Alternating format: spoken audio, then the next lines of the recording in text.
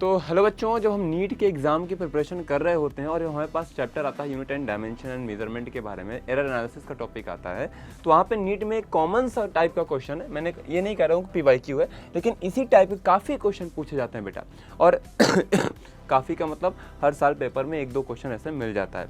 यानी आपको percentage error find करना होता है और ये दिया होता है, मतलब x की वैल्यू आपको एक फिजिकल क्वांटिटी दी होती है, उसका एक फॉर्मूला दिया होता है, एक रिलेशन दिया होता है और आपको एक कुछ डाटा दिया रहता है। कहता है मान लो A B C D कुछ भी है, आपका क्वेश्चन में अच्छे से एक्सप्लेन किया रहेगा और कहता है कि परसेंटेज एरर इन A आपको 1% दिया गया है, परसेंटेज एरर इन B आपको 6% दिया गया है, परसेंटेज एरर इन C आपको 2% दिया गया है and percentage error in D आपको 1.2% दिया गया है।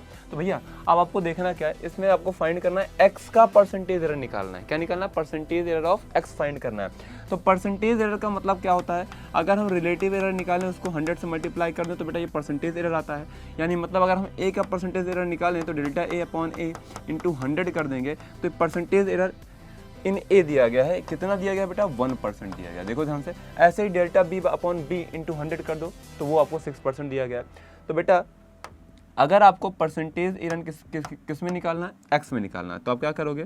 Delta x upon x into 100, यानी पूरा हमें यही फाइंड करना है। तो कैसे फाइंड करेंगे? सिंपल सी बात है, पावर दिया गया ना तो पावर को साइड कर लेंगे और यहाँ पे क्या लिख देंगे? Percentage error in A plus कर देना है। फिर से पावर को बाहर लिखो, यहाँ पे -3 पावर बाहर आएगी तो क्या आएगा बेटा आपका? परसेंटेज एरर इन B आ जाएगा।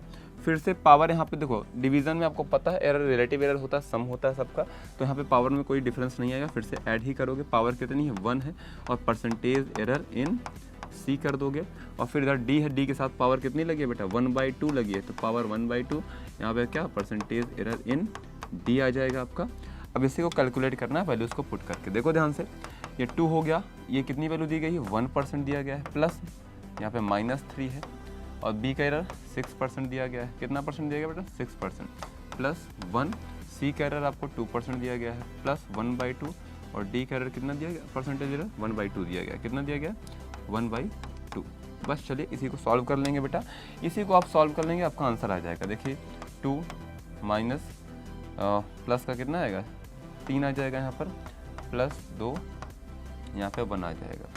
3 2 5 2 7 1 8, यानी जो आपका x का परसेंटेज एरर आएगा, परसेंटेज एरर इन x, वो कितना आ गया बेटा आपका? 8% आ गया। और ऐसे क्वेश्चन कई बार पूछता है और बच्चे इसको देख के डर जाते हैं कि सर अरे दैया रे क्या पूछ लिया। तो दैया रे मैया रे मत करना, सीधा क्वेश्चन को सॉल्व करना और सॉल्व करके फटाफट आंसर लिख के चले आना। Thank you, Jai Hind to all of you.